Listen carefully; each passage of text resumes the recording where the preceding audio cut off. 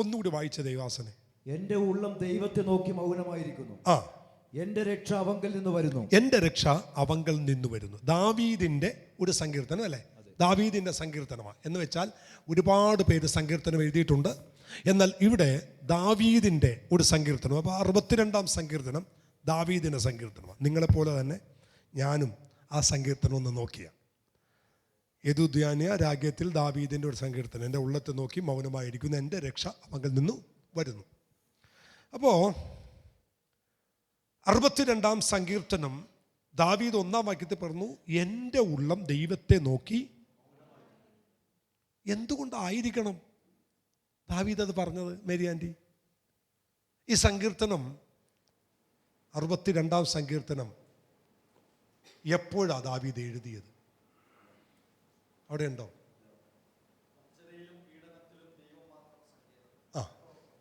അല്ല, ഈ സങ്കീർത്തനം എഴുതാൻ ഉള്ള ദാവീദ് ഓരോ സങ്കീർത്തനം എഴുതുമ്പോൾ ഒരു കാലഘട്ടമുണ്ട്. ദാവീദ് ഈ സങ്കീർത്തനം എഴുതാനുള്ള കാര്യം ഞാൻ പറയാം. തൻ്റെ മകനായ അബ്ശാലോം, തൻ്റെ രക്തത്തിൽ നിന്നും പിറന്ന അബ്ശാലോം മകൻ, തൻ്റെ വിശ്വസ്തനായ ഒരു പ്രവാചകൻ. ദാവീദ് ഒരു വിരലനക്കണമെങ്കിൽ ആ ദൈവമനുഷ്യനോട് ചോദിച്ചിട്ടേ വിരലനക്കും. പേര് പറയാമോ? അഹിത്തോഫേൽ. അഹിത്തോഫേൽ എന്ന് പറയുന്ന വിശ്വസ്തനായ ദാവീദിന്റെ ഒരു സ്നേഹിതൻ എന്ന് വേണേൽ പറയാം. അപ്പോൾ തന്നെ പ്രവാചകനാണ്. താൻ പറയുന്നത് അച്ചിട്ടാണ്, താൻ പറഞ്ഞാൽ പറഞ്ഞതാണ്. യുദ്ധത്തിന് പോയിക്കോ, വിജയമുണ്ടെന്ന് പറഞ്ഞാൽ വിജയം ഉറപ്പാണ്. പോകരുത് എന്നാണ് ആവർത്തിക്കുന്നതെങ്കിൽ പോയാൽ പണി കിട്ടും. അന്നത്തെ കാലത്ത് ദൈവത്തിൻ്റെ വാക്ക് പോലെ ആയിരുന്നു അഹിത്തോഫേലിൻ്റെ വാക്ക് ദാവീദിന്. ഒരിക്കൽ ആടുകളുടെ രോമം കത്തിരിക്കുന്ന ഒരു വലിയ ഉത്സവം യെരുശലേമിൽ നടക്കുന്ന സമയത്ത് ദാവീദും അതിനുവേണ്ടി പോയി. യോർദാൻ കടന്ന് ആടുകളുടെ രോമം കത്തിരിക്കുന്ന ആ വലിയ ഉത്സവം കഴിഞ്ഞ് യോർദാന്റെ അടുക്കൽ വരുമ്പോൾ യെരുശലേമിൻ്റെ തെരുവിൽ നിന്നുകൊണ്ട് ഒരു വലിയ ആരവാരം കേൾക്കുക. ഈ യഹൂദ പശ്ചാത്തലത്തിൽ നമ്മൾ പഠിക്കുമ്പോൾ ഓരോ ആരവാരത്തിനും ഓരോ സൈൻ ഉണ്ടായിരുന്നു. യുദ്ധത്തിൻ്റെ സമയത്തൊരാരവാരം, അത് കേൾക്കുമ്പോൾ ആളുകൾക്കറിയാം യുദ്ധമാണ്. യുദ്ധം ജയിച്ചു വരുമ്പോൾ ഒരാരവാരമുണ്ട്, അത് കേൾക്കുമ്പോൾ യുദ്ധം ജയിച്ചു വരുന്നതാണ്. പക്ഷെ ഇവിടെ യോർദാൻ കടക്കുന്ന ദാവീദ് കേൾക്കുന്ന ശബ്ദം രാജവാഴ്ചയുടെ ശബ്ദമാണ്. നിങ്ങൾക്ക് ആരും പഠിത്തം കിട്ടുന്നുണ്ടോ? ഇസ്രായേലിന്റെ രാജാവായ ദാവീദ് രാജാവായി ഭരിച്ച് രോമം കത്തിരിക്കുന്ന ആടുകളുടെ ഉത്സവം ആചരിച്ച് തിരിച്ചു വരുമ്പോൾ തൻ്റെ രാജ്യത്ത് ഒരു രാജവാഴ്ചയുടെ ശബ്ദം കേൾക്കുകയാണ്. കൂടെ നിൽക്കുന്ന യോബാവിനോട് ചോദിക്കുന്ന, യോബാവേ എന്താണ് ഈ ശബ്ദം? യോബ് പറഞ്ഞു, ഞാൻ അങ്ങയോടൊപ്പം ഉണ്ടല്ലോ, എനിക്കറിയില്ല. ഒരു കാര്യം ചെയ്യ്, അങ്ങ് യോർദാന്റെ തീരത്ത് വെയിറ്റ് ചെയ്യ്, ഞാൻ പോയി അന്വേഷിച്ചിട്ട് വരാം. നിങ്ങളെ സാഹചര്യം നോക്കിക്കേ. യോർദാന്റെ തീരത്ത് ദാവീദിനെ നിർത്തിയിട്ട് യോബാവ് എന്ന് പറയുന്ന സൈന്യാധിപൻ ഇതാ യെരുശലേമിന്റെ തെരുവീതിയിലേക്ക് ആരും അറിയാതെ കയറി വരുമ്പോൾ തെരുവിൽ രഥഘോഷയാത്രകൾ നടക്കുന്നു. അതിൽ രാജപല്ലക്കിനകത്ത് കിരീടധാരിയായി ഒരു മനുഷ്യൻ നിൽക്കുന്നു.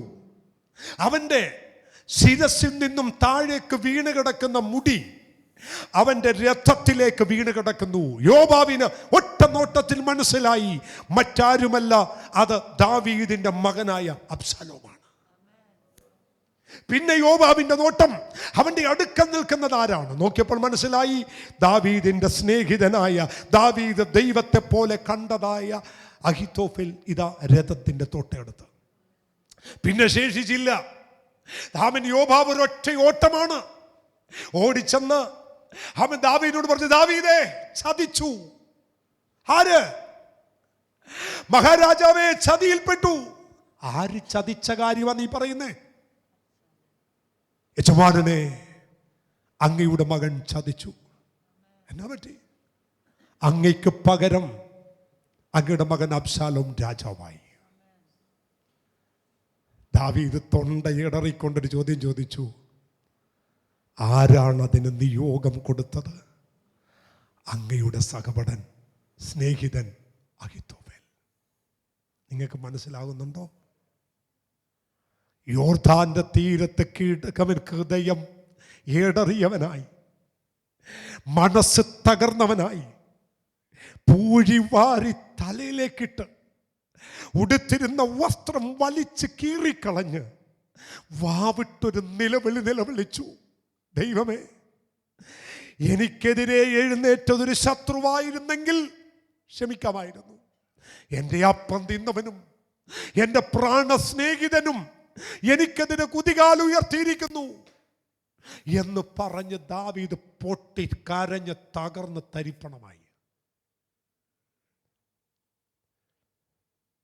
ഇനി അടുത്ത കേട്ടോ. ആ സമയത്ത് ആ മുട്ടുമേലിരുന്ന് പാടിയ സങ്കീർത്തനമാ 62-ാം സങ്കീർത്തനം. ഇപ്പം നിങ്ങൾക്ക് ഏറെക്കുറെ മനസ്സിലായി അല്ലേ? എന്തുകൊണ്ടാണ് ഇന്ന് രാത്രി ഇങ്ങനൊരു സങ്കീർത്തനം ഇടപെടാൻ കർത്താവ് പറഞ്ഞതെന്ന് എനിക്കറിയില്ല. പുറത്തൊന്നൊരു പീഡനം വന്നാൽ കുഴപ്പമില്ല സഹോദരാ. പുറത്തൊന്നൊരു പ്രശ്നം വന്നാൽ ഒരുവനും തകരില്ല. പുറത്തൊന്നൊരു പ്രശ്നം നേരിട്ടാൽ ഒരുവനും ഉടയാൻ സമ്മതിക്കില്ല. പക്ഷെ ഒരു മനുഷ്യൻ തകരണമെങ്കിൽ അകത്തൊന്നൊരു പ്രശ്നമുണ്ടായാൽ മതി. നിന്റെ കുടുംബത്തിനകത്തുനിന്ന്, നീ ആശ്രയം വെച്ചിടത്തുനിന്ന്, നീ തോളിൽ കൈയിട്ടിടത്തുനിന്ന്, അല്ല നിന്റെ ഓഫീസിനകത്തുനിന്ന്, നിന്റെ സഹപാഠി ഇവിടെ അടുക്കൽ നിന്ന്, നീ ശുശ്രൂഷിക്കുന്നതിന് നടുവിൽ നിന്ന്, അല്ല നീ എവിടെയൊക്കെ ഏതൊക്കെയോ സ്ഥാനത്ത് നിങ്ങൾ സുരക്ഷിതരാണ് എന്ന് നിങ്ങൾ ചിന്തിക്കുന്നുവോ, അതിനകത്തുനിന്ന് നിനക്കൊരു പ്രശ്നം നേരിട്ടാൽ നീ ഉടഞ്ഞു പോകും സഹോദര. എത്ര വലിയ ശക്തനാണേലും, എത്ര വലിയ മല്ലനെ വീഴ്ത്തിയ ദാവീദാണേലും, ഇടങ്കൈകൊണ്ടും വലങ്കൈകൊണ്ടും യുദ്ധം ചെയ്യാൻ സമർത്ഥനായവനാണെങ്കിലും, എന്തിനേറെ അന്നത്തെ ഏറ്റവും വലിയ ആരവാരം മുഴർത്തിയ ഗോലിയാത്ത് പോലും ദാവീദിന് മുമ്പിൽ നിലം പരിചായി വീണ ഈ ദാവീദ് പോലും അകത്തുന്നൊരു പ്രശ്നം വന്നപ്പോൾ ഉടഞ്ഞുപോയി. നിങ്ങൾക്ക് ദൂത് മനസ്സിലാവുന്നുണ്ടോ? അങ്ങനെയാണെങ്കിൽ ഇന്ന് രാത്രിയിൽ ഈ ദൈവ ശബ്ദം കേൾക്കുന്ന ആരോ അകത്തളത്തിന്റെ വിഷയങ്ങളിൽ ഞെരുക്കം അനുഭവിച്ച് ഭാരപ്പെടുന്ന ആരോ ഉണ്ട്. ഞാൻ ആ മനുഷ്യനിൽ നിന്നും അത് പ്രതീക്ഷിച്ചില്ല, ഞാൻ ആ വ്യക്തിയിൽ നിന്നും അതൊട്ടും പ്രതീക്ഷിച്ചില്ല. അങ്ങനെ ആ മനുഷ്യൻ എന്നോട് കാണിക്കുമെന്ന് ഞാൻ പ്രതീക്ഷിച്ചില്ല, അവൾ എന്നോട് കാണിക്കുമെന്ന് ഞാൻ പ്രതീക്ഷിച്ചില്ല. എൻ്റെ മകളല്ലേ, എൻ്റെ മകനല്ലേ, ഞാൻ വളർത്തിയതല്ലേ, ഞാൻ കൊണ്ടുവന്നതല്ലേ, ഞാൻ സാഹചര്യം ഒരുക്കിയതല്ലേ, ഞാൻ അവസരങ്ങൾ കൊടുത്തതല്ലേ എന്നുള്ള വേദനകൾ ഹൃദയത്തിന്റെ അകത്തളത്തിൽ നിന്നും ദാവീദിനെ പോലെ ഉയരുമ്പോൾ ദാവീദ് പറയുന്നു, അതിന് ഞാൻ പ്രതികാരം ചെയ്യില്ല, അതിന് നേരെ ഞാൻ വാളെടുക്കില്ല, അവന് നേരെ എൻ്റെ ആയുധം എടുക്കില്ല. പകരം ഞാൻ ഒരു കാര്യം ചെയ്യും, എൻ്റെ ഉള്ളം ദൈവത്തെ നോക്കി മൗനമായിരിക്കും. കാരണം ഇതിന് പ്രതികാരം ചെയ്യുന്നത് ഞാനല്ല, എൻ്റെ സർവശക്തനായ ദൈവമാണ്. ഇപ്പോൾ എത്ര പേർക്ക് ദൂത് മനസ്സിലായി? ഒരു ദൈവഭക്തന്റെ ജീവിതത്തിൽ വരുന്ന പ്രതിസന്ധികളെ, വരുന്ന പ്രതികൂലങ്ങളെ മുന്നിൽ കണ്ടുകൊണ്ട് നേരിട്ട് യുദ്ധം ചെയ്യാൻ നിൽക്കരുത്. യുദ്ധം യഹോവയ്ക്കുള്ളത്, യുദ്ധം ദൈവത്തിന് വിട്ടുകൊട്. ദൈവത്തെ ആരാധിക്കാൻ തുടങ്ങിക്കോ. ഇന്ന് രാത്രി വേളയിൽ ദൈവത്തെ സ്തുതിക്കുന്ന എത്ര ദൈവമക്കൾ ഈ രാത്രിയിൽ എന്നെ കേൾക്കുന്നുണ്ട്. അവരോടെല്ലാം ദൈവം പറയുന്നു, ഒരുപക്ഷെ നീ സ്നേഹിക്കുന്ന നിന്റെ മക്കളായിരിക്കാം, ഒരുപക്ഷെ നീ സ്നേഹിക്കുന്ന നിന്റെ ദൈവദാസനായിരിക്കാം, ഒരുപക്ഷെ നീ സ്നേഹിക്കുന്ന നിന്റെ ബിസിനസ്സിലെ ജോലി സ്ഥലത്തെ വ്യക്തികളായിരിക്കാം. അവരാര് വേണേലും നിനക്കെതിരെ എഴുന്നേൽക്കട്ടെ, നിന്റെ അധികാരങ്ങൾ അവർ തട്ടിപ്പറിച്ചെടുക്കട്ടെ. ദൈവം നിനക്ക് തന്ന മാന്യത അവർ ഒരുപക്ഷെ നിന്നിൽ നിന്നും ചോർത്തിയെടുക്കട്ടെ. പക്ഷെ നീ പറ, ഞാൻ ദാവീദിനെ പോലെ മൗനമായിരിക്കും, മൗനമായിരിക്കും, ഞാൻ മൗനമായിരിക്കും, ഞാൻ മൗനമായിരിക്കും. ദൈവവൈദ്യനെ നീ മൗനമായിരിക്കെ. പ്രവർത്തിക്കുന്നൊരു ദൈവമുണ്ട്, ചെയ്യുന്നൊരു ദൈവമുണ്ട്. അവൻ എഴുന്നേൽക്കുന്ന ഒരു ദൈവമുണ്ട്. നിനക്ക് വേണ്ടി ന്യായം ചെയ്യുന്ന ഒരു ദൈവമുണ്ട്. നിനക്ക് വേണ്ടി അവൻ അടയാത്ത രണ്ട് കണ്ണുണ്ട്. അവൻ പ്രവർത്തന രഥമല്ലാത്ത രണ്ട് കരങ്ങൾ നിനക്ക് വേണ്ടിയുണ്ട്. എപ്പോഴും ചലിക്കുന്ന ഒരു കരം നിനക്ക് വേണ്ടി ഇന്ന് രാത്രിയുണ്ട്. വിശ്വസിക്കുന്ന ദൈവമക്കൾ വിശുദ്ധ കരമടിച്ച് ഇന്ന് രാത്രി ആരാധിച്ചിട്ട് പറ, അതെ, ഞാൻ എന്റെ ഉള്ളം ദൈവത്തെ നോക്കി മൗനമായിരിക്കുകയാണ്.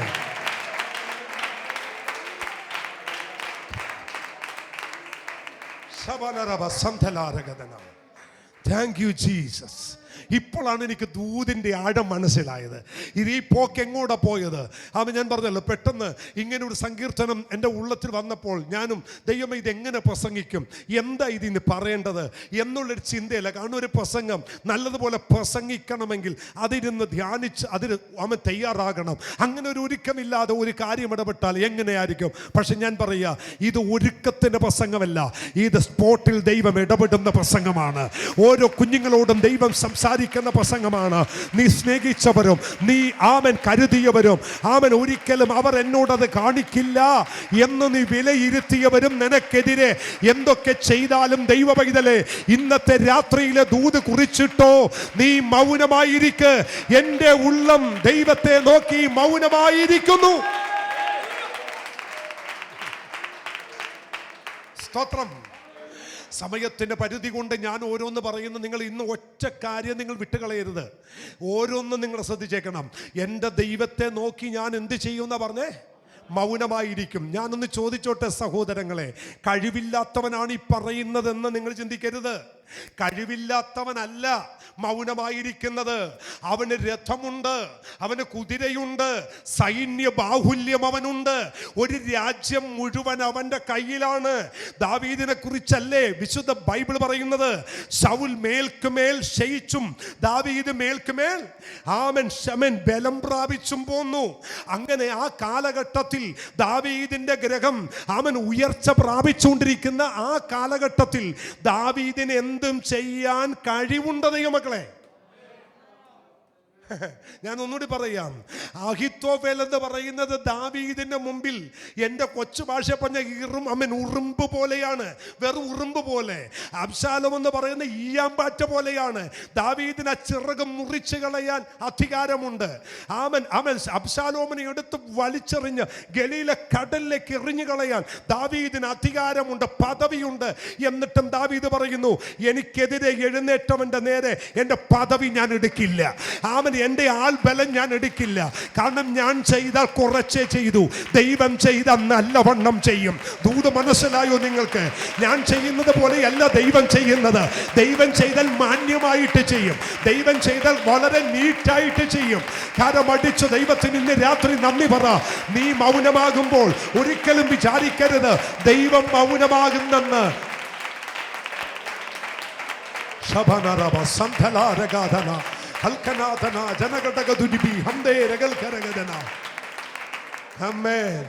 കർത്താവിന് നല്ലൊരു സ്തോത്രം എന്ന് പറഞ്ഞേ.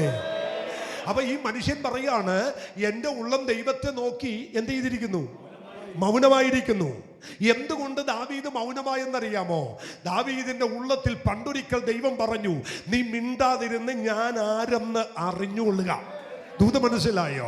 ദൈവത്തെ സേവിക്കാൻ വനാന്തരത്തിൽ വീണയും കൊണ്ട് പാട്ടുപാടി സകല മനുഷ്യരും തനിക്ക് ബോധിച്ച പോലെ പോയപ്പോൾ 10 ആടിനെ മേയിച്ചുകൊണ്ട് കാട്ടിൽ പാട്ടുപാടി ആരാധിച്ച നാമൻ ദാവീദിന് ഒരു കാര്യം അറിയാം, തൻ്റെ കൂടെ നിൽക്കുന്നൊരു ദൈവം ഉണ്ടെന്നറിയാം. ഒരു സ്തോത്രം പറഞ്ഞു മക്കളെ. ഇന്ന് രാത്രി ആത്മാവിൽ വെട്ടിക്കേറി ഞാൻ പറയുക, നിന്റെ കൂടെ നിൽക്കുന്നൊരു ദൈവമുണ്ട്, നിനക്ക് വേണ്ടി നിൽക്കുന്നൊരു ദൈവമുണ്ട്, നിനക്ക് വേണ്ടി എഴുന്നേൽക്കുന്നൊരു ദൈവമുണ്ട്, നിന്റെ പക്ഷത്ത് അവൻ എൻ്റെ ദൈവമുണ്ട്. അതുകൊണ്ട് ദാവീദ് പറയുന്നു, ഞാൻ ഏറെ കുലുങ്ങി പോകില്ല, ഞാൻ ഏറെ കുലുങ്ങി പോകില്ല, ഞാൻ ഏറെ കുലുങ്ങി പോവില്ല.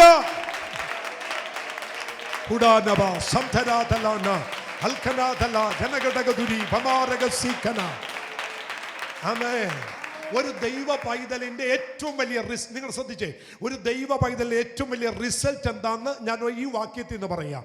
നമുക്കെതിരെ ഉണ്ടാകുന്ന പ്രശ്നത്തെ, നമ്മുടെ ഉള്ളിലെ ആത്മാവിനെ നമ്മൾ തന്നെ വിധേയപ്പെടുത്തുക. ഞാൻ ഒന്നുകൂടി പറയാം. നമുക്കെതിരെ ഒരു പ്രതിസന്ധി കയറി വരുമ്പോൾ ആ പ്രതിസന്ധിക്ക് എതിരെ നമ്മുടെ ഉള്ളം, നമ്മുടെ ഹൃദയം പെടഞ്ഞ് ചാടി കുടഞ്ഞെഴുന്നേൽക്കുമ്പോൾ നാം തന്നെ ആ എഴുന്നേറ്റ് വരുന്നതിനെ അടക്കിയിട്ട് പറയണം, അടങ്ങി അവിടെ ഇരിക്കുക, ദൈവം ചെയ്യട്ടെ. അല്ലേ? ഞാൻ പറയാൻ കാര്യം എന്താണെന്നറിയാമോ? വിശുദ്ധ ബൈബിളിൽ ഒരു വാക്യമുണ്ട്, എൻ മനമേ സ്വസ്ഥമായിരിക്കാം. ഇല്ലേ? എൻ്റെ മനമേ നീ ഒന്ന് സ്വസ്ഥമാക്. അതിന്റെ അർത്ഥം എന്താണെന്നറിയാമോ? ദാവീദിനെതിരെ പ്രശ്നം വന്നപ്പോ ദാവീദിന് മനസ്സ് പറഞ്ഞ് എടുക്കട വാള്, കൊട്ടടാ, ചെയ്യടാ. അപ്പൊ ദാവീദ് പറഞ്ഞു, ചുമ്മാ ഇരി മനസ്സേ, ചുമ്മാ ഇരി. ദാവീദിന്റെ അന്തരംഗം മുഴുവൻ അങ്ങ് ബ്ലഡ് പ്രഷർ കൊണ്ട് അങ്ങ് എഴുന്നേറ്റപ്പോ ദാവീദ് പറഞ്ഞു, എൻ്റെ അന്തരംഗമേ നീ സ്വസ്ഥമാകും. എന്നിട്ട് ഈ ശരീരത്തിലെ അന്തരീയവങ്ങളെ എല്ലാം നോക്കിയിട്ട് ദാവീദ് പറഞ്ഞു, ദൈവത്തെ നോക്ക്, ദൈവത്തെ നോക്ക്, ദൈവത്തെ നോക്ക്. ആ കൈ പൊങ്ങല്ലേ, കാല് പൊങ്ങല്ലേ, നാവ് പൊങ്ങല്ലേ, അവൻ കൈ പൊങ്ങല്ലേ, കണ്ണ് പൊങ്ങല്ലേ, അവൻ ദൈവത്തെ നോക്ക്, ദൈവത്തെ നോക്ക്. ദൈവത്തെ നോക്കി ആര്? ദാവീദ് നോക്കി. 68-ാം സങ്കീർത്തനത്തിൽ നോക്കിയപ്പോൾ ഇതാ ദൈവം എഴുന്നേറ്റ് നിൽക്കുന്നു. അല്ലേ? 68-1 ദൈവം ഇതാ സ്വസ്ഥമായത്.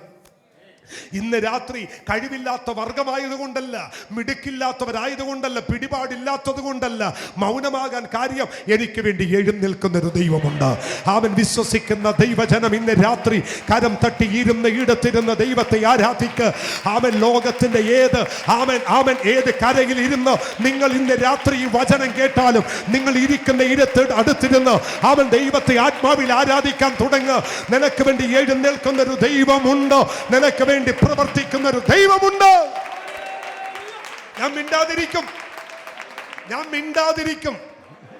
ഈ ദാവീദ് ഉണ്ടല്ലോ, ദാവീദ് ഭയങ്കര സംഭവമാണ് കേട്ടോ. എല്ലാവരും ഒന്ന് ശ്രദ്ധിച്ചേക്കണേ. ദാവീദ് പല സ്ഥലത്തും ദാവീദ് എന്ത് ചെയ്തിട്ടുണ്ട്? മിണ്ടാതിരുന്നിട്ടുണ്ട്. ഒരിക്കൽ ദാവീദ് ഇങ്ങനെ നടന്നു പോകുക. ദാവീദ് നടന്നു പോകുമ്പോൾ ഒരുത്തൻ പുറകെ നടന്ന് യിശായി പുത്രൻ ശപിക്കപ്പെട്ടവൻ എന്ന് പറഞ്ഞ് ദാവീദിനെ അങ്ങ് ശപിക്കാൻ തുടങ്ങി. വായിച്ചിട്ടില്ലേ നിങ്ങൾ? ദാവീദിനെ ശപിക്കാൻ തുടങ്ങി. ഞാനാണെങ്കിൽ അപ്പൊ തന്നെ പൂണിയെടുത്ത് ഒറ്റ എഴുത്ത് പരിപാടി കഴിഞ്ഞതിന് കൂടെ നിന്ന് യോവാബ് പറഞ്ഞു, വെട്ടിക്കളയട്ടെ. അപ്പൊ ദാവീദ് പറഞ്ഞു, കുഴപ്പമില്ല, അവനെ എന്നെ ശപിക്കാൻ ദൈവം അവനെ ആക്കി വെച്ചിരിക്കുക. എന്നെ ശപിക്കാൻ ദൈവം അവനെ ആക്കി വെച്ചിട്ടുണ്ട്. അപ്പൊ ചിലതൊക്കെ ദൈവം അനുവദിക്കുന്നു. അവർ നിന്റെ തല കയറാൻ, അവർ നിന്റെ മെക്കിട്ട് കയറാൻ. ആമേൻ. കർത്താവിന് സ്തോത്രം പറഞ്ഞേ. അപ്പൊ ഇന്ന് രാത്രി ദൂത് എനിക്ക് പിടുത്തം കിട്ടി. നീ ഒന്നും ചെയ്യാഞ്ഞിട്ടും നിന്റെ തല കയറി നിരങ്ങാൻ ദൈവം ചിലരെ അനുവദിക്കുക, ദൈവം അത് സമ്മതിക്കുക. അപ്പോഴൊക്കെ പറയണം, എൻ്റെ കയ്യെ, എൻ്റെ കാലെ, എൻ്റെ നാവെ, എൻ്റെ കണ്ണ്, എൻ്റെ മൂക്ക്, എൻ്റെ ചെവിയെ, എൻ്റെ ഇന്ദ്രിയമേ അനങ്ങല്ല, സ്വസ്ഥമാക, മൗനമായിരിക്കെ, എഴുന്നേൽക്കുന്ന ഒരുവനുണ്ട്. ഇപ്പൊ ദൂത് മനസ്സിലായോ? ഇനി ഒരു കാര്യം കൂടി ഞാൻ നിങ്ങളോട് പറയാം. എന്നിട്ട് പുള്ളി ഇതോട് പറയാ, അവൻ എൻ്റെ ഉള്ളം ദൈവത്തെ നോക്കി മൗനമായിരിക്കുന്നു. എന്നിട്ട് താൻ തന്നോട് തന്നെ പറയുന്നു, എൻ്റെ രക്ഷ അവങ്കൽ നിന്ന് വരുന്നു. എൻ്റെ രക്ഷ ഒരാമേ പറയാമോ? ഒന്നും ചെയ്തില്ല കേട്ടോ, ഒന്നും ചെയ്തില്ല.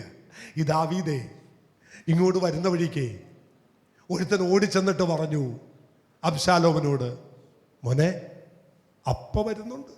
ആര് വരുന്നുണ്ട്? അപ്പ വരുന്നുണ്ട്. ആരോട്? രാജാവായ മകനോട്. പുള്ളി എന്താ ചെയ്യുന്നറിയ? അടുക്കള വാതിൽ വഴി ഒരു കുതിരയെ കയറി ഒറ്റപ്പോക്ക്. മുടി അഴിച്ചിട്ടേക്കായിരുന്നു. മുടിയെ പോയത് കരുവേലകത്തിന്റെ കാടിനകത്തൂടിയാ. കരുവേലകത്തിന്റെ വള്ളികളെല്ലാം ചുറ്റിക്കിടക്കുന്നതിന്റെ നടുക്കുകൂടി ഇങ്ങനെ കുതിര ഓടിച്ചു പോകുമ്പോൾ ഈ പറന്നിക്കുന്ന ആമേൻ ഈ തൻ്റെ തലയിലെ മുടി കരുവേലകത്തിൽ ചുറ്റി. കരുവേലകത്തെ ചുറ്റിപ്പിടിച്ചു.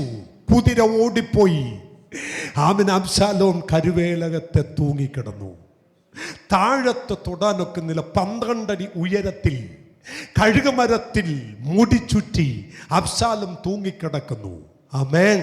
കുതിര പാഞ്ഞുപോയി. അബ്ശാലോമിന് ഇറങ്ങണം, രക്ഷപ്പെടണം. മുടിയെ തൂങ്ങിക്കിടക്കിയ, കൈ പിടിക്കാൻ ഒക്കുന്നില്ല, കാല് പിടിക്കാൻ ഒക്കുന്നില്ല, കാല് നിലത്ത് വെക്കാൻ ഒക്കുന്നില്ല. അവൻ ഏകദേശം 120 കിലോ വെയിറ്റുള്ള അബ്ശാലോം അവിടെ കിടന്ന് പിടച്ചിട്ടും കരുവേലകത്തു നിന്നും വിടുന്നില്ല. എനിക്കിപ്പോഴും മനസ്സിലാകാത്തൊരു കാര്യം ഞാൻ നിങ്ങളോട് പറയട്ടെ. എത്ര സ്പീഡിൽ കുതിര പോയാലും, എത്ര മുടി പറന്നെന്ന് പറഞ്ഞാലും, ഫാനെ ചുറ്റുന്നത് പോലെ ഒന്നും കരുവേലകത്ത് ചുറ്റില്ല, അല്ലേ? ദൂത് മനസ്സിലായോ? ചുറ്റുവോ? ഇങ്ങനെ പറമ്പൻ ഓടിപ്പോകുമ്പോ കാറ്റിന് പുറകോട്ട് എത്ര കാറ്റ് പിടിച്ചാലും കരുവേലകത്തിൽ അങ്ങനെ ചുറ്റണമെങ്കിൽ ഫാൻ കാറ്റടിച്ച പോലെ ആയിരിക്കണം, അല്ലേ? കുതിര മുന്നോട്ടോടിയപ്പോൾ കാറ്റിനെ ദൈവം ചുഴലിക്കാറ്റ് പോലെ അടുപ്പിച്ച് കരുവേലകത്തിൽ തൂക്കിക്കൊന്നൊരു ദൈവമാണ് നമ്മുടെ ദൈവം. ഭൂത മനസ്സിലാകുന്നുണ്ടോ നിനക്ക്? അവൻ ഫാന് ചുറ്റുന്നത് പോലെ ദൈവം ചുഴലിക്കാറ്റടിപ്പിച്ച് അവന്റെ മുടിയെ ദൈവം കരുവേലകത്തി ചുറ്റിച്ച് ആകാശത്തിനും ഭൂമിക്കും നടുവേ ദൈവം തൂക്കിയിട്ട് ന്യായവിധി നടത്തിയ ഒരു ദൈവമുണ്ട്. എന്താണ് ഇതിന് കാരണമെന്നറിയാമോ? ദാവീദ് ദൈവത്തെ നോക്കി മൗനമായിരുന്നു.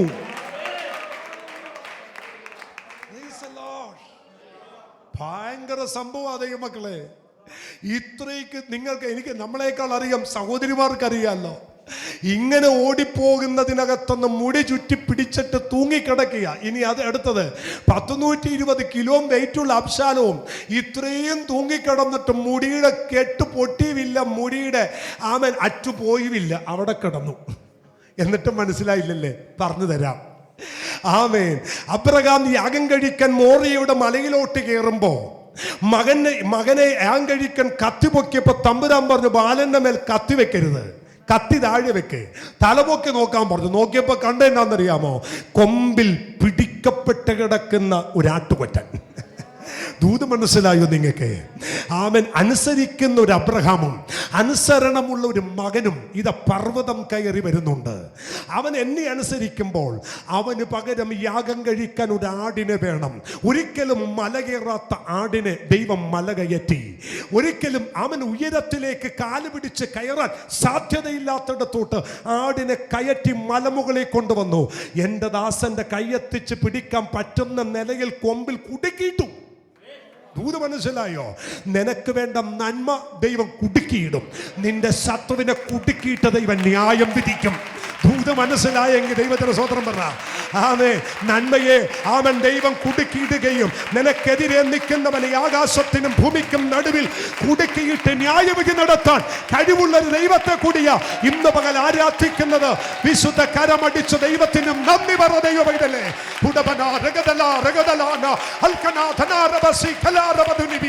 യേശുവിന്റെ അധികാരമുള്ള നാമത്തിൽ എന്നെ കേൾക്കുന്ന ഒരു ദൈവ പൈതൽ പോലും ഹൃദയത്തിനകത്ത് ഭാരം വെക്കരുത്, ഹൃദയത്തിനകത്തൊരു വിഷമം വെക്കരുത്. നിങ്ങൾ ധൈര്യമാകുക. നിങ്ങൾ സേവിക്കുന്നത് ജീവനുള്ള ദൈവത്തെയാണ്. അവൻ ജീവനുള്ള ദൈവത്തെയാണ്. ആ ദൈവത്തെ നോക്കിയിട്ട് ദാവീദ് പറയുന്നു, ഞാൻ യുദ്ധം ചെയ്യില്ല, യുദ്ധം യഹോവയ്ക്കുള്ളത്, യുദ്ധം ദൈവത്തിനുള്ളത്.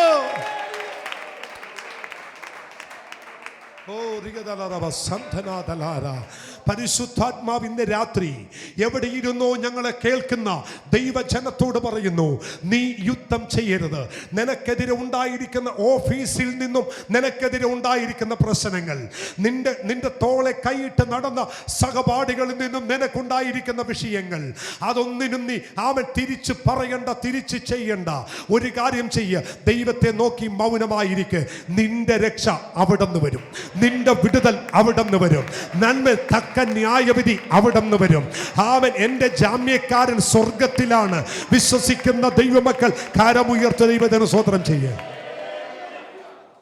എൻ്റെ ജാമ്യക്കാരൻ എവിടെയാ? എൻ്റെ ജാമ്യക്കാരൻ സ്വർഗത്തിൽ. നീ അറിയാതൊരു വിഷയത്തിൽ ചെന്ന് പെട്ടാൽ നിന്നെ ജാമ്യത്തിൽ എടുക്കാൻ ആധാരമേ അല്ലേ കരമടച്ച രസീതും കൊണ്ടിരിപ്പുണ്ട് തമ്പുരാൻ. ഭൂത് മനസ്സിലായില്ലല്ലേ? ആരെങ്കിലും ഒരാളെ ജാമ്യത്തിൽ എടുക്കണമെങ്കിൽ എന്ത് വേണം? കരമടച്ച രസീത് വേണം, സ്വന്തം ഭൂമി വേണം, നിന്റെ പേര് 10 സെന്റ് വേണം, 2 സെന്റ് വേണം, 3 സെന്റ് വേണം, കരമടച്ച രസീതും വേണം. ഞാൻ ഇങ്ങനെ പറയാറുണ്ട്, 24 മണിക്കൂറും അവൻ ഇസ്രായേലിന്റെ പരിപാലകൻ ഉറങ്ങുന്നുമില്ല, മയങ്ങുന്നുമില്ല. നിന്നെ എപ്പോൾ വേണേലും ജാമ്യത്തിൽ എടുക്കാൻ തയ്യാറായിരിക്കുക. ഒരു രാമൻ പറ, ജാമ്യക്കാരൻ എൻ്റെ സ്വർഗത്തിലുണ്ട്. ദൈവ പൈതലേ, എന്തിനാ ഭാരപ്പെടുന്നത്? കരമുയർത്തു ദൈവത്തിന് നന്ദി പറ. ആമേൻ. അപ്പോ സ്തോത്രം.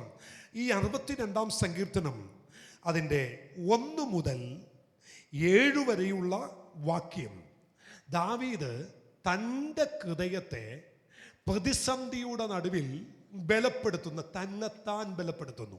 എന്ത് ചെയ്യുന്നു? തന്നെത്താൻ ബലപ്പെടുത്തുന്നു.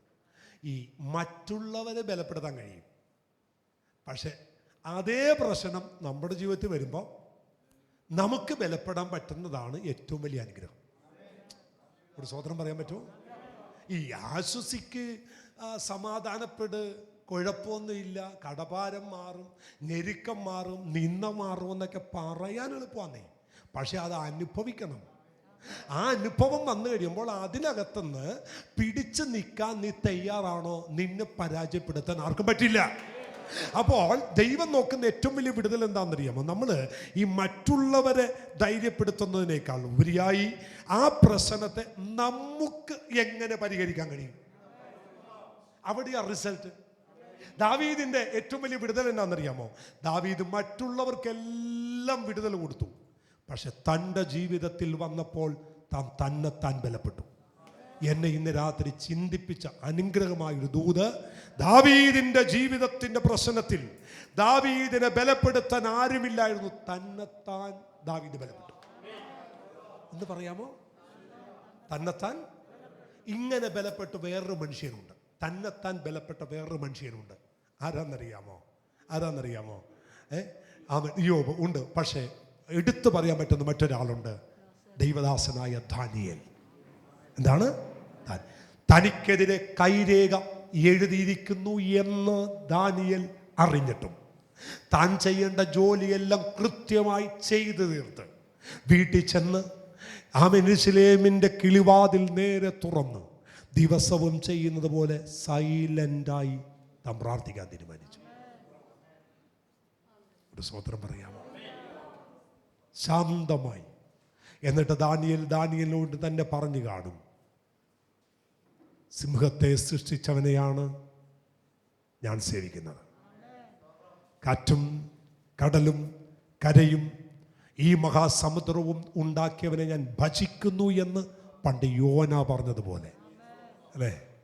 യോനയെ തട്ടി വിളിച്ചിട്ട് ചോദിച്ചു, ഹലോ ഹലോ ഹലോ, എന്താ, ആരാണ്, എന്താ പേര്? യോന. ഏത് നാട്ടുകാരനാ? എബ്രായനാ. കണ്ണൊക്കെ തിരുമി എഴുന്നേറ്റിട്ട് പറയുക, കാറ്റും കടലും കരയും സമുദ്രവും അതിലുള്ള എല്ലാം ഉണ്ടാക്കിയ സർവശക്തനായ ദൈവത്തെ ഭജിച്ചു വരുന്നവനാണ് ഞാൻ. എന്നെ അങ്ങ് പൊക്കിയിട്ടേക്ക്. അതിൻ്റെ അർത്ഥം ഇതെല്ലാം ഉണ്ടാക്കിയവനാണ് അവനെങ്കിൽ ഇതിനകത്തൊന്നും എന്നെ പൊക്കി കരയെ കയറ്റാൻ അവനറിയാം. ഇത് മനസ്സിലായി? എന്നെ അങ്ങ് പൊക്കിയിട്ടോ. ഈ രാത്രിയിൽ ദൈവമക്കളോട് ആത്മാവ് പറയുന്നു, നിങ്ങളുടെ വിഷയത്തിൽ മറ്റാരാലും നിങ്ങൾ ബലപ്പെടാതെ ഒറ്റയ്ക്ക് ബലപ്പെടാൻ തയ്യാറാണ്. അതിനൊരു വാക്യം ഞാൻ തരാം. പണ്ടൊരിക്കൽ ഒരു ഭക്തൻ പറഞ്ഞു, എന്നെ ശക്തനാക്കുന്നവൻ മുഖാന്തരം ഞാൻ സകലത്തിനും മതിയാകുന്നവനാകുന്നു. എന്നെ ശക്തനാക്കുന്ന ഒരുവൻ മുഖാന്തരം ഞാൻ സകലത്തിനും മതിയായവനാണ്. ഞാൻ ക്ഷീണിക്കത്തില്ല, ഞാൻ തകരത്തില്ല, ഞാൻ തളർന്നു പോകത്തില്ല. ഞാൻ എന്നെ തന്നെ ബലപ്പെടുത്തുക, ഞാൻ എന്നെ തന്നെ ശക്തീകരിക്കുക. കർത്താവിന് സ്തോത്രം പറഞ്ഞു. ആമേൻ, ആമേൻ. കർത്താവ് നല്ലൊരു സ്തോത്രം എന്ന് പറഞ്ഞു. വേദപുസ്തകത്തിൽ ദാവീദ് ചെയ്ത ഏറ്റവും വലിയ കാര്യം എന്താണെന്നറിയാമോ? ഈ പ്രതിസന്ധിയെ ദാവീദ് ഒറ്റയ്ക്ക് കൈകാര്യം ചെയ്യുകയും ഒറ്റയ്ക്ക് അതിനെ ഓവർകം ചെയ്യുകയും ചെയ്യും. എല്ലാവരും എന്ന് പറഞ്ഞേ, നമ്മൾക്ക് വരുന്ന പ്രശ്നത്തെ നമ്മൾ തന്നെ എന്ത് ചെയ്യണം? ഫൈറ്റ് ചെയ്ത് അതിനെ ഓവർകം ചെയ്യണം. ഒരു സ്വോത്രം പറഞ്ഞേ. ഈ 62-ാം സങ്കീർത്തനം നമ്മെ പഠിപ്പിക്കുന്ന ഏറ്റവും വലിയ പാഠം അതാണ്. എനിക്കെതിരെ വരുന്ന പ്രശ്നത്തെ ഞാൻ ഒറ്റയ്ക്ക് നിന്ന് അതിനെ ജയിക്കും. മനുഷ്യനല്ലേ ഏറെ കുറേയൊക്കെ ഉണ്ടാകും. വായിച്ചേ, അതിനെ ഉണ്ടല്ലോ 2-ാം വാക്യം. അത് അവൻ തന്നെ എന്റെ പാറയും എന്റെ രക്ഷയുമാകുന്നു, എന്റെ ഗോപുരം അവൻ തന്നെ, ഞാൻ ഏറെ കുലുങ്ങുകയില്ല. കുറച്ചൊക്കെ എന്ത് ചെയ്യും? ഒന്നെല്ലാവരും പറഞ്ഞേ, ഏറെ കുലുങ്ങത്തില്ലെന്ന് പറഞ്ഞാൽ അതിൻ്റെ അർത്ഥം എന്താ? പറയുന്നേ, കുറച്ചൊക്കെ കുലുങ്ങുവന്നേ, കുറച്ചൊക്കെ. നീതിമാൻ അനർത്ഥങ്ങൾ അസംഖ്യമാന്നേ, നീതിമാൻ അനർത്ഥം ഉണ്ടെന്നേ. നീതിമാൻ വീണാലും അപ്പൊ വീഴുവന്നേ. ഒരു അല്ലലിയോ പറ. ചിലരുടെ ധാരണ ആരാന്നറിയാമോ, ഞാൻ 1900 ഇന്ന മാസം രക്ഷിക്കപ്പെട്ട് അഭിഷേകം പ്രാപിച്ച ഞാൻ ഇന്ന കുടുംബത്തിൽ ഞാൻ വീഴില്ല എന്ന്. പോ സഹോദര, ആരാ പറഞ്ഞു വീഴത്തില്ലെന്ന്? വീഴും, ഭക്തൻ വീഴും. പക്ഷെ വീണാലും നിലംപടി ചാകില്ല. അതുകൊണ്ടാണ് സാത്താൻ യേശുവിനോട് പറഞ്ഞത്, താഴോട്ട് ചാട്, നീ സേവിക്കുന്ന ദൈവം നിന്നെ കുറിച്ച് മുൻപേ എഴുതി വെച്ചിട്ടുണ്ട്, കാല് കല്ല് തട്ടിപ്പോകാതിരിക്കേണ്ടതിന് ദൂതന്മാരെ കൽപ്പിക്കും. അപ്പൊ നീ വീണാലും താങ്ങാൻ ഒരുവനുണ്ട്. ഏറെക്കുറെ കുലുങ്ങിയാലും തകർന്നു പോകാതെ ഒരുവൻ നിന്റെ കൂടെയുണ്ട്. അവൻ താളടിയാകാതെ പരിപാലിക്കുന്നൊരു ദൈവം നമ്മുടെ കൂടെയുണ്ട്. നല്ലൊരു ഹല്ലേലൂയ പറ. അയ്യോ, എനിക്കൊരു ചെറിയ വീഴ്ച വന്നു, അപമാനമാണ്. അയ്യോ, ഞാൻ ഏറെക്കുറെ, അതൊക്കെ പറയാനായിട്ട് ഭയങ്കര പാടാ. പ്രത്യേകിച്ച് പെന്തക്കോസ്തുകാരുടെ ഏറ്റവും വലിയൊരു അഭിമാന പ്രശ്നം എന്താണെന്നറിയോ? ഇതിനകത്ത് വന്നാൽ എന്തെങ്കിലും ഒരു താളടിയോ എന്തെങ്കിലും ഒരു ട്രാജഡിയോ സംഭവിച്ചാൽ അത് സംഭവിച്ചു എന്ന് പറയാൻ ഭയങ്കര നാണക്കേടാണ്. അയ്യോ, അവരെന്നെ എങ്ങനെ കാണും, എങ്ങനെ കാണും, അവരെന്നെ കുറിച്ച് എന്തോർക്കാനാ ദൈവം? ഇതിൽ ഒരു കാര്യം പറയാം, എൻ്റെ ജീവിത അനുഭവത്തിൽ നിന്ന് പറയാം. നീ നേരിടുന്ന നിന്റെ പ്രശ്നത്തിൻ്റെ നടുവിൽ ഒരൊറ്റ ഒരുത്തൻ ഉണ്ടാവില്ല നിന്റെ കൂടെ നിൽക്കാൻ. നീ ഒറ്റക്കും ദൈവം കൂടെ മാത്രമേ ഉണ്ടാവും. സ്വോത്രം. ഞാൻ അതുകൊണ്ടാണ് പറഞ്ഞേ, ഞാൻ ഈ ചർച്ചിൻ്റെ ഈ പുൾപിറ്റിൽ നിന്നും ഞായറാഴ്ച പ്രസംഗിച്ച് ഞാൻ വാവിട്ട് കരഞ്ഞ് ഞാൻ ഇതിനകത്ത് ഇറങ്ങിപ്പോയിട്ടുണ്ട്. പ്രശ്നത്തിൻ്റെ സങ്കീർണത്തിൻ്റെ അത്യുച്ചെന്നിരിക്കുമ്പോൾ ഞായറാഴ്ച ചർച്ചയിൽ നിന്ന് പ്രസംഗിച്ചുകൊണ്ടിരിക്കുമ്പോൾ ഞാൻ ആ പ്രസംഗ പീഠത്തിൻ്റെ താഴോട്ട് ഇറങ്ങി വരാൻ എൻ്റെ കൈക്ക് പിടിക്കാൻ കാത്തു നിന്നവർ ആഴ്ചകൾ തോറും ഇതിനകത്ത് വന്ന് നിന്നിട്ടും പ്രസംഗത്തിൻ്റെ ചാതുര്യത്തിന് കുറവ് വന്നില്ല, പ്രസംഗത്തിൻ്റെ ആഴത്തിന് കുറവൊന്നില്ല, കയ്യടിയുടെ ആരാധനയും കുറച്ച് കളഞ്ഞില്ല. പുറത്തോട്ട് വന്ന് അവർ ചോദിച്ച ചോദ്യങ്ങൾക്കും അവർ പറഞ്ഞ ചീത്തയ്ക്കും എല്ലാം തലകുനിച്ച് നിന്ന് എല്ലാം കേട്ടിട്ട് സ്തോത്രം പറഞ്ഞ് വീട്ടിൽ പോയി. അന്ന് വരെ കൂടെ നിന്നവരെല്ലാം കാണാതെ പോയി. ഒരു ദിവസത്തിൽ 10 പ്രാവശ്യം വീട്ടിൽ വരണവനൊന്നും വന്നില്ല സഹോദര. ഇത് ഞാൻ എവിടെയും പറയും, ഏത് കോണിലും പറയും. ഞാൻ ഈ ചർച്ച് പ്രസംഗിക്കുന്ന ഈ ചർച്ചിനകത്ത് എൻ്റെ കൂടെ അന്ന് ഒരാൾ നിന്നു എന്ന് പറയാനില്ലായിരുന്നു എനിക്ക്. അയ്യോ, ശരിയാണ്, നാട്ടുകാരൊക്കെ പറയുന്ന പോലെ ബിജുപാർശ്വം അതിനകത്ത് പെട്ടുപോയിട്ടുണ്ട്. പുള്ളി ഇങ്ങനെ ന്യൂട്രടിച്ചൊക്കെ നിൽക്കുന്നെങ്കിലും പുള്ളി ഇതിൻ്റെ കുറച്ചൊക്കെ അടിച്ചു മാറ്റിയിട്ടുണ്ട്, പുള്ളിയും കുറച്ചൊക്കെ ഇതിനകത്ത് ഭാഗവാക്കായിട്ടുണ്ട് എന്ന് പറഞ്ഞ് പതുക്കെ എസ്കേപ്പായി എല്ലാവരും ഒന്ന് ഒഴിഞ്ഞു മാറി അവരവരുടെ തടി നന്നായിട്ട് സൂക്ഷിച്ചു. അപ്പോഴും ബൈബിൾ പറയുന്നത് പോലെ ഞങ്ങൾ മൗനമായിരുന്ന ദൈവമുഖത്തോട്ട് നോക്കി ദൈവം തെളിയിച്ചു. ആ അനുഭവത്തിൽ നിന്നാണ് നിങ്ങളോട് പറയുന്നത്. വീഴും, സാഹചര്യം വരും, കുലുങ്ങുമെന്ന് തോന്നും, ഒന്നും പേടിക്കണ്ട. നീ വീഴാൻ എൻ്റെ ദൈവം അനുവദിക്കില്ല. സ്തോത്രം. ഞാൻ ധൈര്യമായിട്ടാ പറയുന്നേ. ഇന്ന് കയ്യിൽ കാശുണ്ടോ, നാളെ ഒന്നുമില്ലാതെയാകും. നിന്റെ പേഴ്സ് കാലിയാകട്ടെ, നിറക്കുന്നൊരു ദൈവം കൂടെ ഉണ്ടെന്ന്. പിന്നെ എന്തിനാ ഭാരപ്പെടുന്നേ? കർത്താവിന് സ്തോത്രം പറഞ്ഞാട്ടെ. ആമേൻ. ഞാൻ അന്നൊരു തീരുമാനമെടുത്തത് ഞാൻ നിങ്ങളോട് പറയാം. ഞാൻ അന്നൊരു തീരുമാനമെടുത്തു. എനിക്ക് വണ്ടിയില്ലെങ്കിൽ ഞാൻ കഴിയുന്നതും മാക്സിമം ആരുടെയും വണ്ടി മേടിച്ച് ഞാൻ ഓടിക്കത്തില്ല. ബൈക്കില്ലെങ്കിൽ ആരുടെയും ബൈക്ക് മേടിച്ച് ഞാൻ മാക്സിമം ആരുടെയും ബൈക്ക് മേടിച്ച് ഉപയോഗിക്കില്ല, ആരുടെയും കാറ് മേടിച്ച് ഉപയോഗിക്കത്തില്ല. അന്നെടുത്തൊരു തീരുമാനമാണ്. ഉണ്ടായ ബൈക്ക് കയ്യിൽ നിന്ന് പോയി. ഉണ്ടായ കാറും കൊണ്ട് കൊടുത്തു. കാറുമില്ല, ബൈക്കുമില്ല. ഒരു ബൈക്ക് കിട്ടിയിരുന്നെങ്കിൽ അന്നൊരു മീറ്റിങ്ങിന് പോകാമായിരുന്നു പുനലൂര്. ആഗ്രഹിച്ചു, ആരും തന്നുമില്ല. അന്ന് ഞാൻ എടുത്തു. ആരോടും ഉപയോഗിക്കത്തില്ല. ഇല്ലെങ്കിൽ ബസ്സിന് പോകുക, ഇല്ലെങ്കിൽ ട്രെയിന് പോകുക, ഒന്നുമില്ലെങ്കിൽ നടന്നു പോകുക. അന്നൊരു തീരുമാനം എടുത്തു. ആരുടെ മേടിക്കത്തില്ല, ആരുടെ ഉപയോഗിക്കത്തുമില്ല. പിന്നെ കഷ്ടകാലത്തിന് എവിടെയെങ്കിലും ചെന്ന് പൊട്ടുപോയി അവൻ അത്യാവശ്യത്തിന് എന്തെങ്കിലും ഇന്ന ഇത് കൊണ്ടുപോയി മേടിച്ചോണ്ട് വാ, ചെയ്തോണ്ട് വാ, അങ്ങനെ ഞാൻ ഉപയോഗിക്കത്തുള്ളൂ. എനിക്കൊരു കാര്യം ദൈവം എന്നെ പഠിപ്പിച്ചതാണ്. നിങ്ങൾക്കെതിരെ പ്രശ്നമുണ്ട്, പ്രശ്നം വരും, പ്രതിസന്ധി വരും, കുലുങ്ങിപ്പോകുമെന്ന് നമുക്ക് തോന്നും. അവിടെ ഒന്നും തകരരുത്. സ്വയം ബലപ്പെടുത്തിയേക്കണം. ഇതിനെ ഞാൻ ജയിക്കുമെന്ന് പറയണം. എന്നിട്ട് ഓക്കെ, സമയമല്ലേ? ആമേൻ. വാക്യം എന്നാണ്, ഏറെ ഞാൻ എന്ത് ചെയ്തു? കുലുങ്ങയില്ല. അപ്പൊ കുറച്ചൊക്കെ നമുക്ക് എന്തു വന്നു? കുലുക്കം വന്നു. പക്ഷെ അവിടെ 3-ാം വാക്യത്തിൽ പറയുന്നൊരു വാക്യമുണ്ട്. 4-ാം വാക്യം ഒന്ന് വായിച്ചേ. അവന്റെ പദവിയിൽ അവനെ തള്ളിയിടുവാനത്രേ അവർ നിരൂപിക്കുന്നത്. ദാവീദ് പറഞ്ഞു കേട്ടോ, എനിക്കെതിരെ ഇവര് കൂട്ടം കൂടി എന്നാന്നറിയാം, എന്റെ പദവിയിൽ നിന്ന് എന്നെ എന്ത് ചെയ്യാം? തള്ളിയിടുക. എന്നെ ദൈവം നിർത്തിയ ഒരിടമുണ്ട്, എന്നെ ദൈവം ആക്കി വെച്ച ഒരു സ്ഥലമുണ്ട്.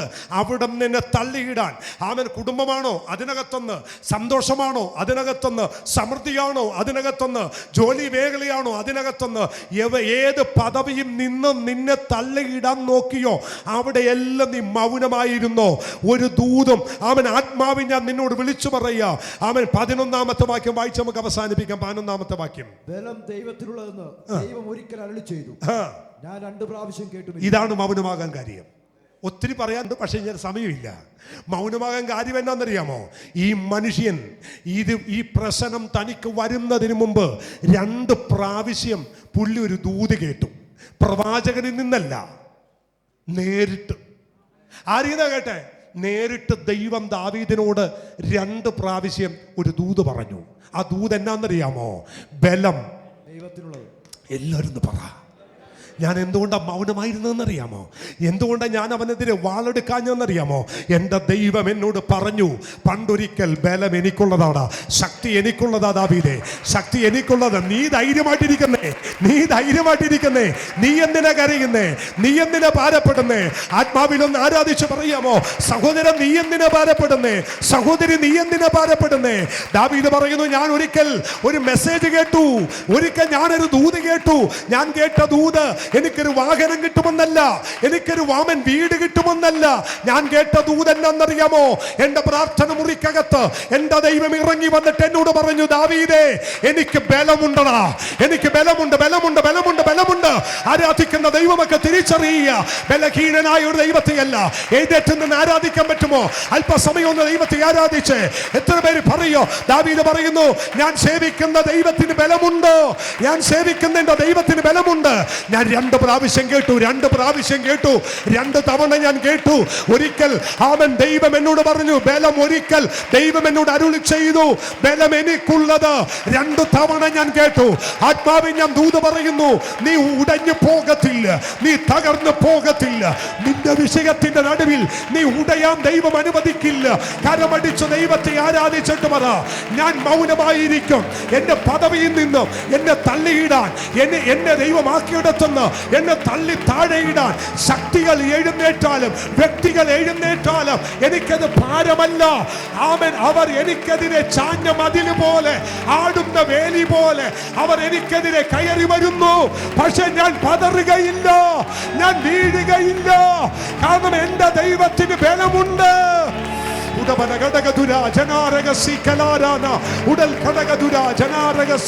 ആത്മാവിൽ ആരാധിച്ചു പറ. എല്ലാവരും എഴുന്നേറ്റ് നിന്ന് ആത്മാവിൽ ഒന്ന് ആരാധിച്ച് എന്നിട്ട് പറ, ഞാനും അത് കേട്ടു, ഞാനും അത് കേട്ടു, ഞാനും അത് കേട്ടു. എത്ര പേര് പറയും, ആ ദൂത് ഞാനും കേട്ടു, ആ ശബ്ദം ഞാനും കേട്ടു. ഞാൻ കേട്ട ശബ്ദം എന്താണ്? ബലം ദൈവത്തിനുള്ളത്, ബലം ദൈവത്തിനുള്ളത്. എത്ര പേര് ആരാധിച്ചുകൊണ്ട് പറയും, എന്റെ ദൈവത്തിന് ബലമുണ്ട്, എന്റെ ദൈവത്തിന് ബലമുണ്ട്. എനിക്കൊരു വിജയം തരാം, എനിക്കൊരു വിജയം തരാൻ, എന്നെ മാനിക്കുവാൻ, എന്റെ തല ഉയർത്തുവാൻ എന്റെ ദൈവത്തിന് ബലമുണ്ട്. ബലഹീനനായ ഒരു ദൈവത്തെ അല്ല ഞാൻ സേവിക്കുന്നത്, ബലമില്ലാത്തൊരു ദൈവത്തെ അല്ല ഞാൻ ആരാധിക്കുന്നത്. ഞാൻ ആരാധിക്കുന്ന ദൈവത്തിന് ബലമുണ്ട്. ദാഗോന്റെ ക്ഷേത്രത്തിൽ ദൈവത്തിന്റെ പെട്ടക ഇതിനകം കൊണ്ടുപോയി വെച്ചു. അവൻ പിറ്റേ ദിവസം അവർ എഴുന്നേറ്റ് വന്നപ്പോൾ ദാഗോൻ കമിണ് വീണ് കിടക്കുന്നു. ആ ദാഗോനെ അവർ എഴുന്നേൽപ്പിച്ചു നിർത്തി. പിറ്റേ ദിവസം വന്നപ്പോൾ ദാഗോൻ ഇതാ താഴെ കിടക്കുന്നു. ദാഗോന്റെ തലയില്ല, ദാഗോന്റെ കൈപ്പത്തിയില്ല. ഇന്ന് രാത്രി ആത്മാവ് പറയുന്നു, ചില ദാഗോന്റെ കൈപ്പത്തി ഇന്ന് രാത്രി ഉടയാൻ പോകുന്നു. ചില ദാഗോന്റെ ശിരസ് ഇന്ന് രാത്രി ദൈവം ഉടക്കാൻ പോകുന്നു. ദൈവജനത്തിനെതിരെ ഉയർത്തിപ്പിടിച്ച ദാഗോന്റെ കരങ്ങൾ ഇന്ന് രാത്രി ഉടഞ്ഞു മാറുന്നു. ദാഗോന്റെ ശക്തികൾ ഇന്ന് രാത്രി ഉടഞ്ഞു മാറുന്നു. നിനക്കെതിരെ കരമുയർത്തിയ ദാഗോൻ, നിനക്കെതിരെ തല ഉയർത്തിയ ദാഗോൻ, അതിനെ ദൈവം ഇന്ന് ഉടച്ചു കളയാൻ പോകുന്നു. ഉടമനഘടകന ആരുടക്കി ആത്മാവിന്റെ രാത്രി പറയുന്നു, നിന്റെ ബിസിനസ്, നിന്റെ ജോലി, നിന്റെ കുടുംബം, അതിനകത്തുനിന്ന് നിന്നെ തകർത്ത് കളയാൻ എന്റെ ദൈവം അനുവദിക്കില്ല. ആരെയും ദൈവം അനുവദിക്കില്ല.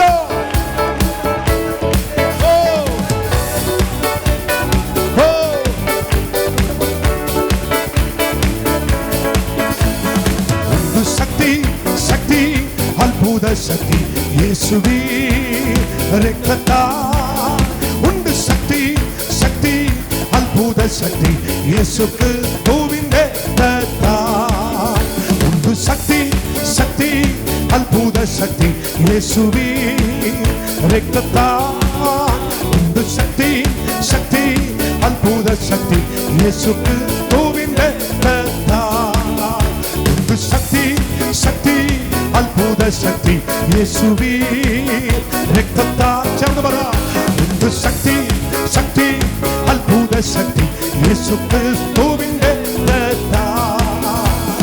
യേശുവിന്റെ നാമത്തിൽ, യേശുവിന്റെ നാമത്തിൽ ജയം നമുക്കുണ്ട്. ഹല്ലേലൂയ. യേശുവിന്റെ നാമത്തിൽ, യേശുവിന്റെ നാമത്തിൽ സാത്താൻ വീരത്തോടും. യേശുവിൻ നാമത്തിൽ നിന്നിടുമ്പോൾ നമുക്കെതിരായി നിന്നിടും. യേശുവിൻ നാമത്തിൽ, യേശുവിൻ നാമത്തിൽ ജയം നമുക്കുണ്ട്. ശക്തി, ശക്തി, അത്ഭുത ശക്തി യേശുവേ രക്തത്താൽ ഉണ്ട്. ശക്തി, ശക്തി, അത്ഭുത ശക്തി യേശു ക്രിസ്തുവിന്റെ രക്തത്താൽ ഉണ്ട്. ശക്തി, ശക്തി, അത്ഭുത ശക്തി യേശുവേ രക്തത്താൽ ഉണ്ട്. ശക്തി, ശക്തി, അത്ഭുത ശക്തി യേശു ക്രിസ്തുവിന്റെ രക്തത്താൽ ഉണ്ട്. ശക്തി, ശക്തി, അത്ഭുത ശക്തി യേശുവേ രക്തത്താൽ ഉണ്ട്. ശക്തി, ശക്തി, അത്ഭുത ശക്തി യേശു ക്രിസ്തുവിന്റെ രക്തത്താൽ. ആമേൻ. ബലം നിന്നിലുള്ള മനുഷ്യൻ ഭാഗ്യവാൻ, ബലം നിന്നിലുള്ള മനുഷ്യൻ ഭാഗ്യവാൻ. ആമേൻ. ദൈവത്തിന്റെ വചനം പറയുന്നു, ബലം നിന്നിലുള്ള മനുഷ്യൻ ഭാഗ്യവാൻ. ഞാൻ 2 പ്രാവശ്യം അത് കേട്ടു. ഞാൻ എന്താ കേട്ടെ? എല്ലായിടത്തും പറയാമോ? ദാവീദ് പറഞ്ഞു 2 പ്രാവശ്യം ഞാൻ എന്താ കേട്ടെ? ബലം ദൈവത്തിനുള്ളത്. ആദ്യം 1 പ്രാവശ്യം ഞാൻ കേട്ടു. ഇപ്പൊ 2 പ്രാവശ്യം പിന്നെ കേട്ടു. ബലം ദൈവത്തിനുള്ളത്. മൂന്നാമത് ഒന്നുകൂടി ഇന്ന് രാത്രി ദൈവം നിങ്ങോട്ട് പറയുന്നു, ബലം ദൈവത്തിനുള്ളത്.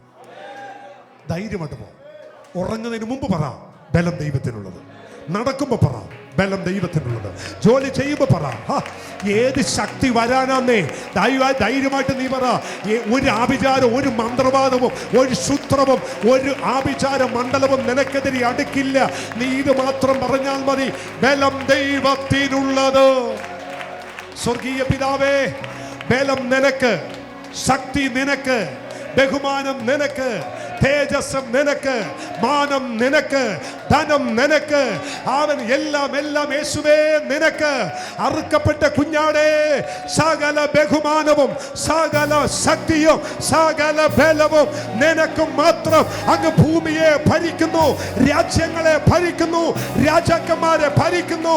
അങ്ങയ്ക്ക് ബലം തുലനം പറയാൻ ഉലകത്തിൽ ഒരു മനുഷ്യൻ ഇല്ല കർത്താവേ. അങ്ങ് മാത്രമാണ് ഞങ്ങളുടെ കർത്താവ്, അങ്ങ് മാത്രമാണ് ഞങ്ങളുടെ ദൈവം, അങ്ങ് മാത്രമാണ് രാജാതി രാജാവ്. ഞങ്ങൾ അങ്ങയെ മാത്രം സ്തുതിക്കുന്നു.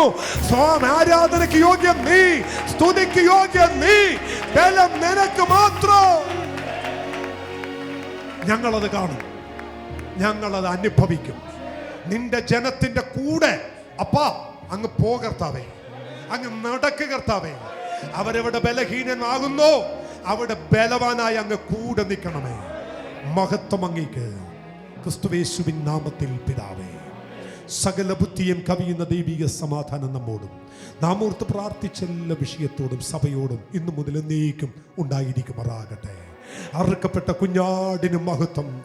ഹല്ലേലൂയ, ഹല്ലേലൂയ, ഹല്ലേലൂയ. ആമേൻ. യേശുവേ വരണമേ. സമാധാനത്തോടെ കടന്നു പോകാം. കർത്താവ് എല്ലാവരെയും അനുഗ്രഹിക്കുമാറാകട്ടെ.